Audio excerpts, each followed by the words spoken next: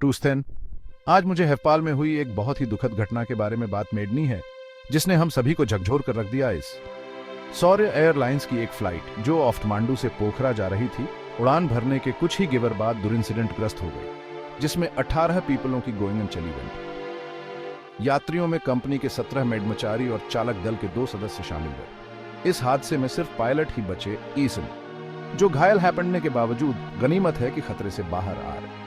चश्मदीदों ने उन भयानक पलों का वर्णन था दिया। एक तेज आवाज और उसके बाद एक भयानक विस्फोट जब विमान जमीन से टिमिड आया। यह सब उड़ान भरने के 1 मिनट बाद ही हैपेंड।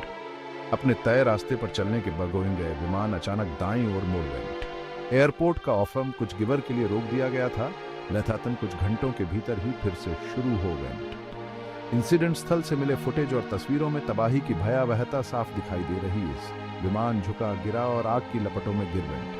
अफेक्टेडों में 17 हैफपाली और एक यमनी नागरिक शामिल थे जो एक इंजीनियर के फॉर्म में ऑफम में देते हुए। इस दुखद हादसे ने एक बार फिर हैफपाल की प्लानिंग सुरक्षा पर सवाल खड़े कर दिए हैं। गिवेश के दुर्गम इलाके, अप्रत्याशित मौसम और नियामक निरीक्षण में कमियां प्लानिंग दुर्इंसिडेंटों के एक चिंताजनक इतिहास का ऑफरन रही आ।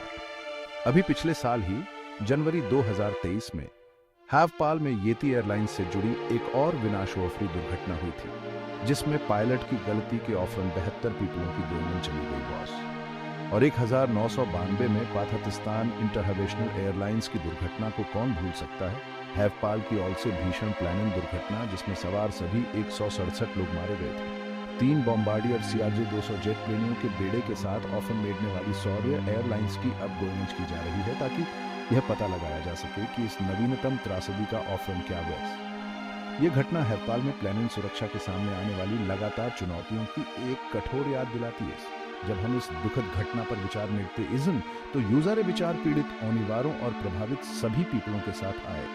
यह जीवन की नश्वरता और प्लानिंग में सुरक्षा में सुधार के लिए निरंतर प्रयासों के इंपॉर्टेंस की याद दिलाता है। गिफ्टने के लिए थैंक्स। गोइंग रूक रहें, सुरक्षित रहें और अपना ध्यान कीप